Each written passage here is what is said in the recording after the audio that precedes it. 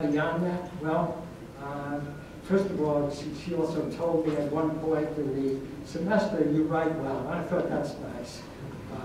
So it was Ruth Bader Ginsburg. She could not get a job. Many of you have heard the story, because in those days it was tough to get a good job as a female. I guess she did okay. I trained a crossword puzzle. I never felt in my 53 years of practice that I've had a job. I worked very hard, as Lou said. I poured everything I had into what I do, but I've never felt that I've had a job.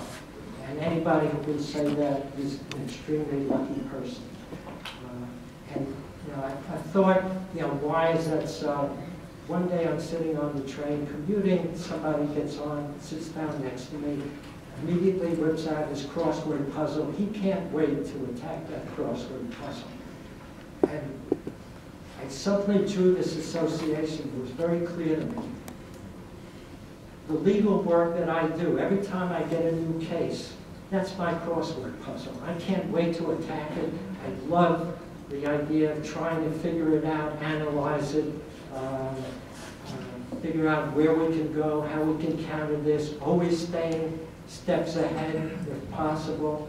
But that, if you look at what you do, if you're fortunate enough to understand that and to look at it that way, it impacts on not only what you do and how you do it, but how you look at what you do. And hopefully it can bring you to the point where you don't see it as drudgery, routine, or just a job. It's for each client that you serve, it's their problem. They've come to you, they've honored you by saying, can you help me solve this problem?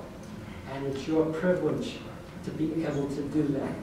And so I've tried to pass that on, and I think if we can feel that way and pass it on, we're doing a great service. Malcolm Gladwell, I never agreed wholly with what Malcolm Gladwell writes or in the outliers, but one common theme is the fortuitous circumstances in life, and that's part of the journey.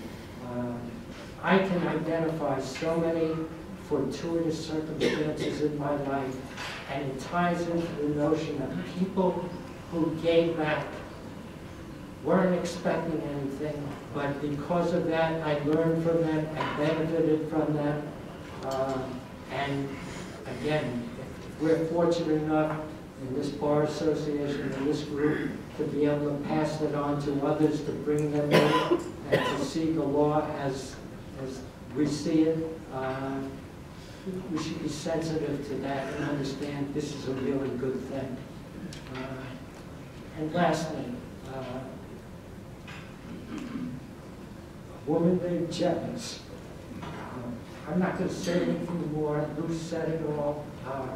But to this day, I have people who come up to me and tell me about my wife.